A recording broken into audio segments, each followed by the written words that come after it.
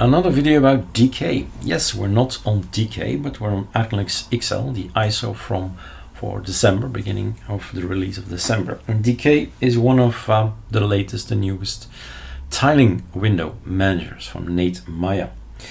And yes, there are different ways of installing things, of course. It's just like any other ArchLinux based distribution, but we have the ArcoLinux B, the ArcoLinux D scripts, and the B ISO, the D scripts. And we have also ATT.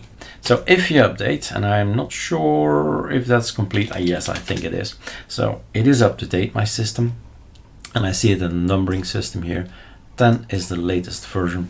You can go to desktop, awesome, DK, click a button, and on anything Arch related, you have DK. DK has been enabled, has been installed. So you log out and you say, let's have a look at this new tiling window manager.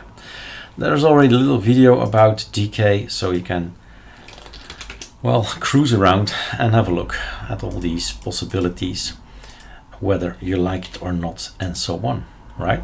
So Super C, I don't need the key bindings, the con key is gone, Control T, Control Shift Enter, Super X, and we're back out. L will log out.